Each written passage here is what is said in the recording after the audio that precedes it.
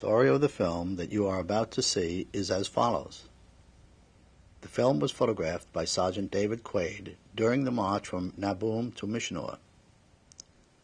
A search of the National Archives revealed that no other combat film of the unit exists. 2 cartons of exposed film were placed on the litter of one of the wounded being evacuated from the engagement at Tinkwakon. The airstrip at Everang proved too short for takeoff. Twice, liaison planes crashed. 1 carton of film was thrown into a flooded ditch. The other probably rests with the wreckage of an L-5. Sergeant Dave Richardson of Yank Magazine landed at Everang, saw the carton, and redirected it to the chief signal officer in New Delhi. Some of the film was affected by immersion in the drainage ditch. Excerpts of this film have appeared in Victory at Sea, World at War, and World War II GI Diary. The 5307th Composite Unit Provisional operated in North Burma during World War II for a period of approximately 5 months early in 1944. Its code name was Galahad and was dubbed Merrill's Marauders by James Shepley, a correspondent for Life magazine. The unit fought in 5 major battles and 30 minor engagements and never cracked before the enemy. Its shoulder patch incorporates a Chinese star signifying combined operations with units of the Chinese Army. The green field represents the jungle under which the Marauders fought, but which also provided cover and surprise in their attacks on the enemy. The lightning bolt symbolizes the strategy of long-range penetration, operating behind enemy lines without the comfort of continuous supply lines. The 5-pointed star is the Star of Burma, the arena of combat. The blue field, the sky from whence all supplies, food and ammunition, arrived miraculously by parachute airdrop. 27th April 1944, Naboom, Burma. Lieutenant General Joseph Stilwell arrives at the Naboom airstrip by L-5 liaison plane. This was to be the final briefing and marching orders to Brigadier General Frank Merrill regarding the attack on a main Japanese base at Myitkyina. The 2 generals observed the last supply drop before the operation was kicked off.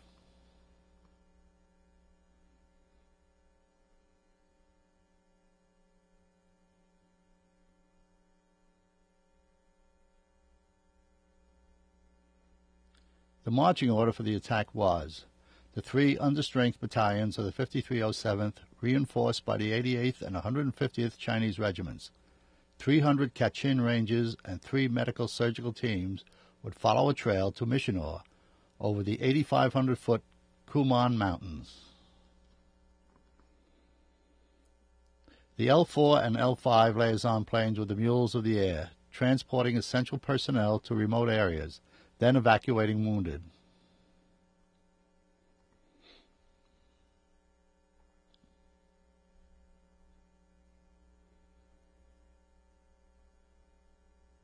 The radio section of Orange Combat Team, 3rd Battalion, kept Stilwell's headquarters apprised of progress. All communication was by key and always in code. Bernie Martin cranks the generator while Bill Smalley sends with the key. Bill contracted typhus on this march. He died in Hawaii on his way home.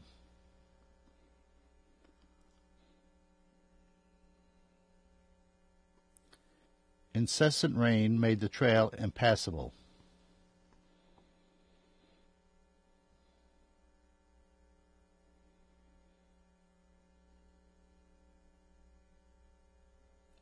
The epic crossing of the Kumans at the 6,100-foot Nora Hakyat Pass had never been attempted before during the monsoon season.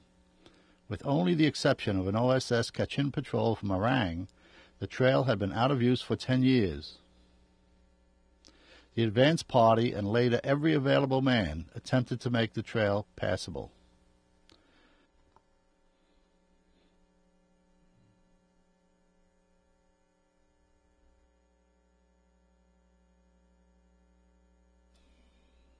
The 3rd Battalion lost 20 mules and 2 tons of irreplaceable supplies. When a rifle fire commenced to put the mules which had fallen over the cliffs out of their misery, it sounded to those in the rear as though we had engaged the enemy. This mule just fell into some bamboo and could be hauled out.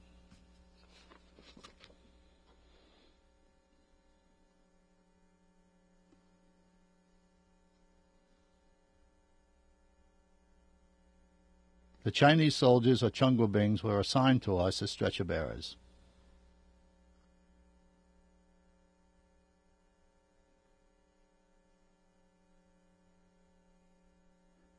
Each of us had to carry laboriously recovered gear previously borne by the dead mules. I carried a 60mm and an 81mm mortar shell until they were expended in an engagement further on. No one who crossed this pass those several days would ever forget the difficulty.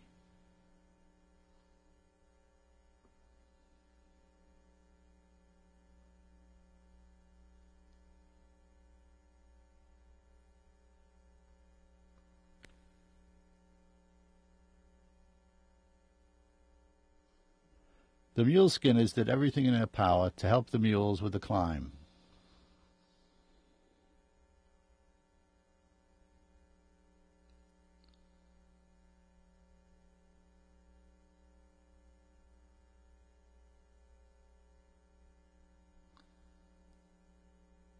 As can be seen, even the sure-footed mules could not negotiate the treacherous slopes.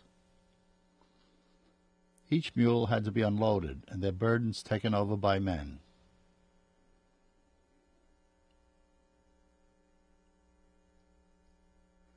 Bearded Major Petito helping to load a 125-pound saddle onto the back of a mule skinner. Men had to do that which the beast could not.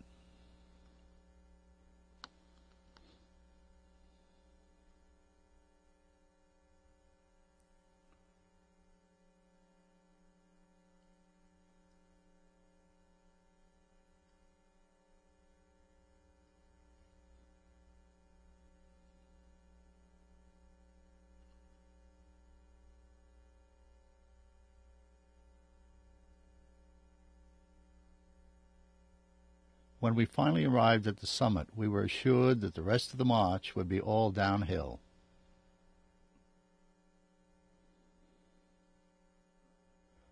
When the mists cleared, we realized it was not exactly the case.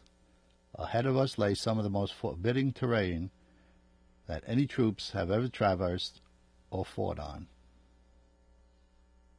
If anything, the next ranges were far worse than the mountains we had just crossed.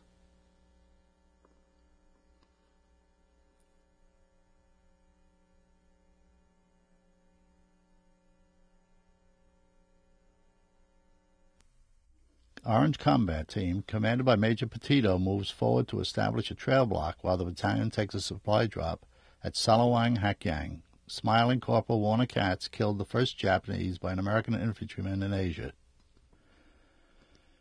The 1st and 2nd Troop Carrier C-47s and drop crews were so good that they took pride in stacking the supplies for us.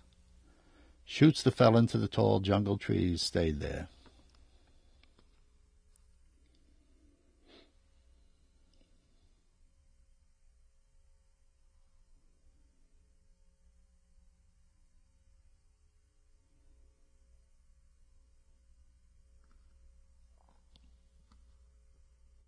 The chutes were collected, and with some silver rupees were left with the loyal Kachin villagers in payment for damage to their basha huts.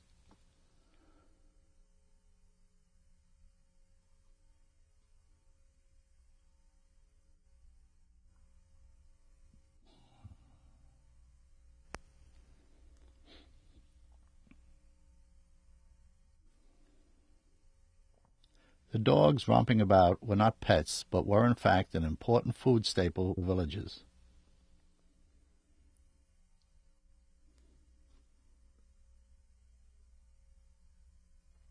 After almost 500 miles of jungle trails and many battles, the worst, Napumga Hill, the unit was showing signs of extreme debilitation.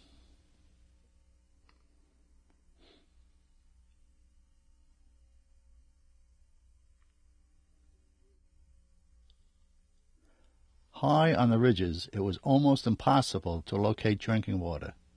Down in the valleys, crossing the same stream 30 or more times a day, commonplace.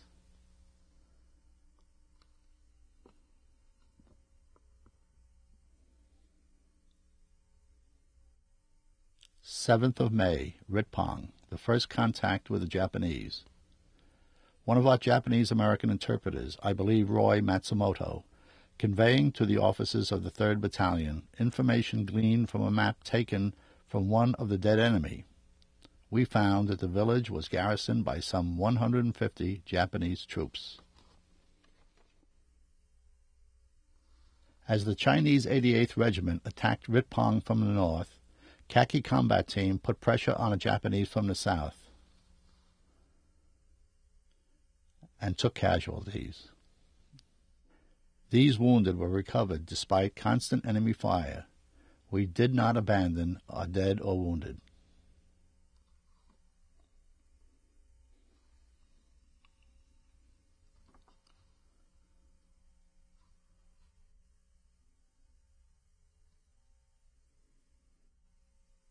This airdrop parachute shelter was the Burma equivalent of a first-class medical facility.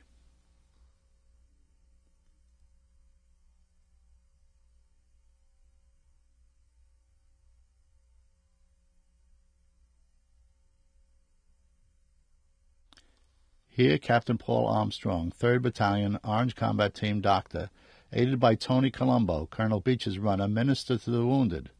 The blonde kid was Private Page, Samson, Alabama. He died that night.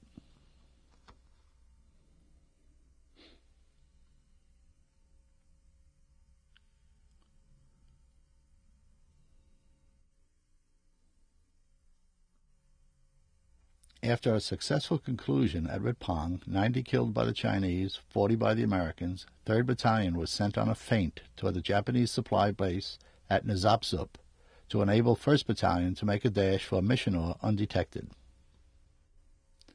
West of Tinkracong, Orange Column encountered fierce Japanese resistance. First estimate of enemy strength, 1 platoon. The reality, 1 battalion. The result, 8 dead, 20 wounded, heavy Chinese losses.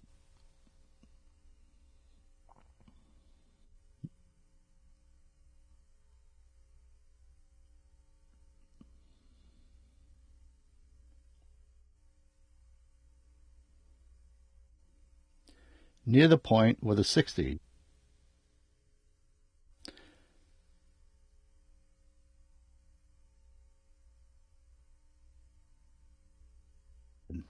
Just over the rising ground is the enemy.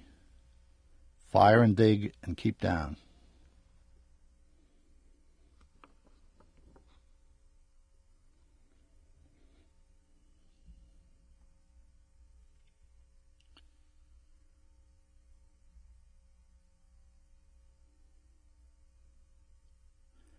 Here is the very point of jungle combat. Lieutenant Colonel Beach, commander of the 3rd Battalion, is the second man in frame. Japanese bullets can be seen zipping through the foliage behind him. A BAR man and a rifle grenadier fire at targets of opportunity. The Japanese are only a few yards away.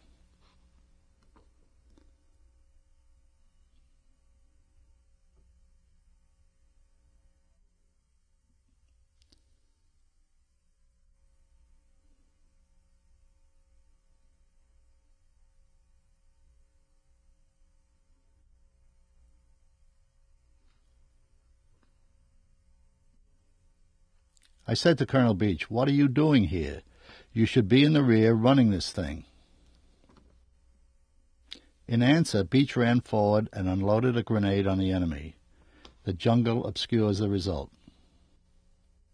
When the firing let up, the packs of the dead Japs were open for intelligence purposes. Sergeant Toomey, seeing us in an exposed position on a trail, yelled for us to take cover. At which point, a Nambu machine gun opened up. As we dove through the bullets to the safety of the jungle, the Nambu traversed with us and into the heavy machine gun section. Toomey was hit. As can be seen, Captain Armstrong was right in there. Perhaps here is where he earned one of his 2 silver stars. Japanese bullets can be seen flying by.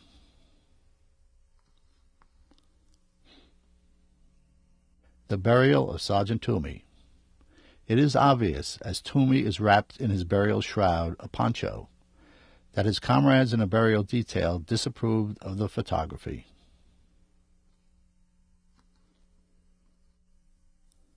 Father Barrett, our chaplain, taking note, told me that it was important to continue to witness scenes like this with a camera, showing people what war is really like. Father Barrett reads the burial service at the small graveside for 8. Father Barrett died of Tsugamushi typhus at the 20th General Hospital, Lido, Assam. A dead Jap just in front of our position. A GI can barely be seen through the undergrowth.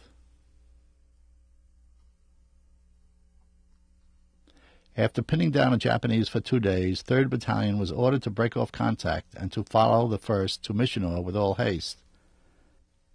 3rd Battalion Artillery covers the withdrawal with their 2 pack howitzers.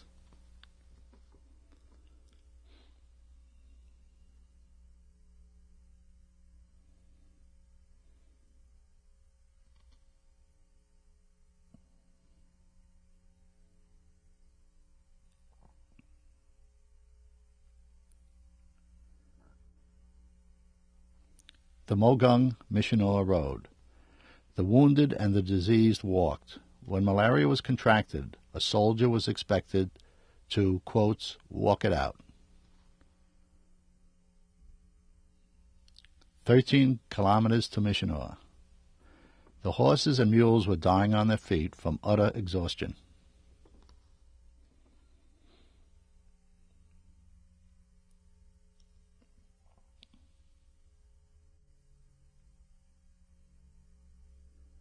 As the unit crossed Namqui Hakka, it was obvious that many of the troops marched in a trance-like state.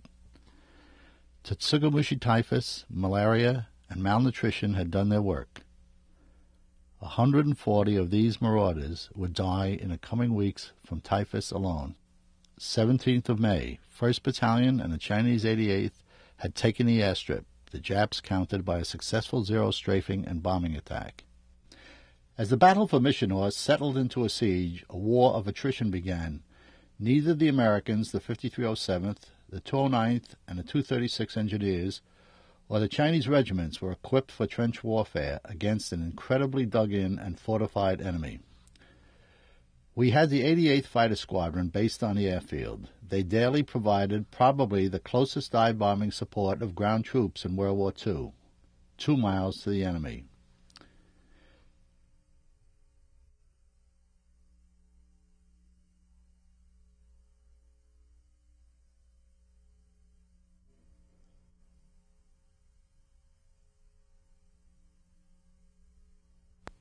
They flew P-40Fs, obsolete even then. They furnished close and dedicated support to hard-pressed Chinese and American attackers. Those 250-pound demolition bombs can be handled in this cavalier manner, since no fuse or detonator has been attached as yet.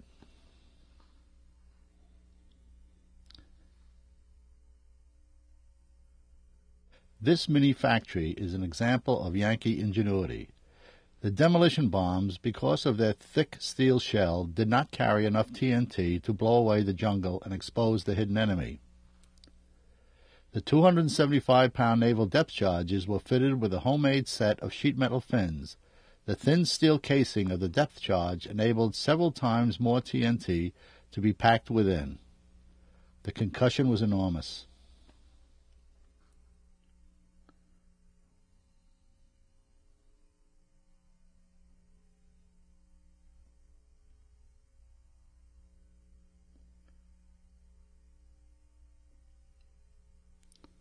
The armorers of the 88th moved from factory to dive bomber.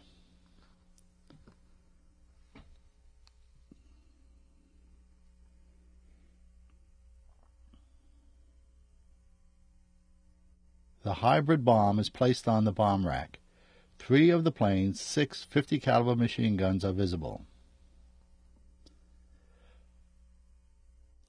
A small counter-rotating propeller is screwed to a threaded rod on the detonator of the depth charge. A wire fastened to the wing is passed through a hole in the propeller.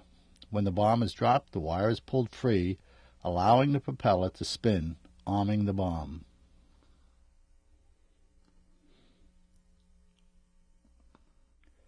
At the mission briefing, the commanding officer checks the target coordinates with the other members of the flight. His plane's name is Flung Dung. It flung more than that.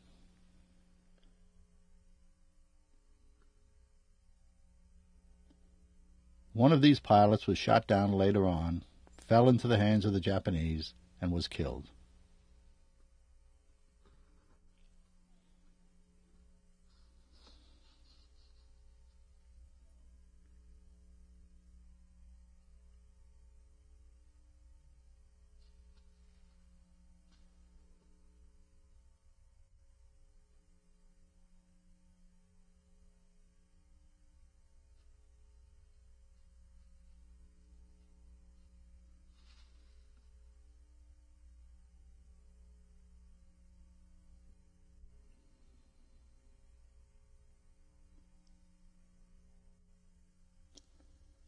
Smoke from the battle for the besieged town rises in front of the mountain.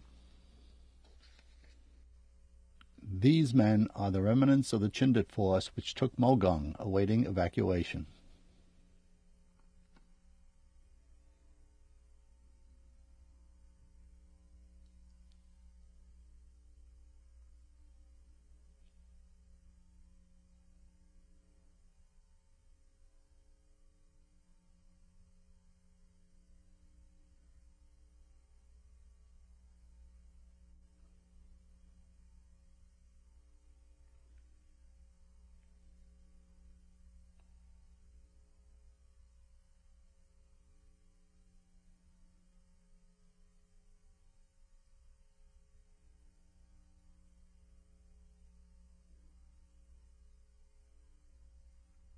The P-40s make one climbing turn and are in position to make their run.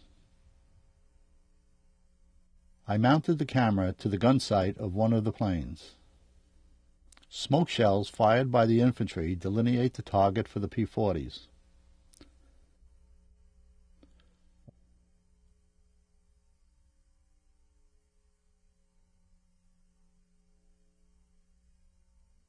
A 250-pound demolition bomb falls from the dive bomber and into the enemy bunker.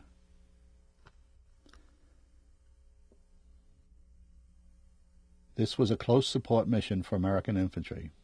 The camera plane is following the squadron leader, who is zeroing in on a bunker in a grove of trees. When the first ship pulls out, the camera ship continues to follow the bomb.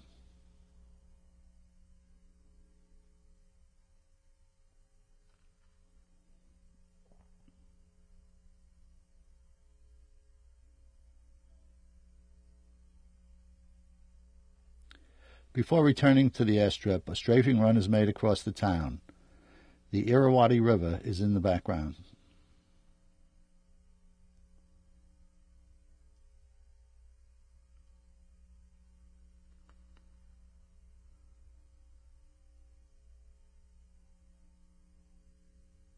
American infantry, after taking the position, examine the enemy dead and collect souvenir weapons.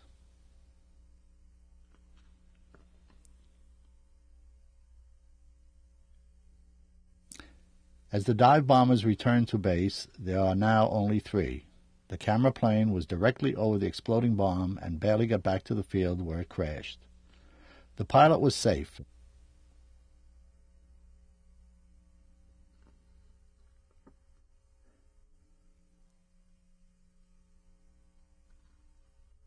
The Japanese flag near the cockpit indicates that this pilot was credited with a 0 in aerial combat. The crew chief and the pilot checked the airplane. First, it's gassed up and ammo replenished, and the aircraft is ready to go on another mission in support of the troops fighting at Myitkyina. These pilots had made so many dive-bombing missions, the only place left to keep score was on the tail.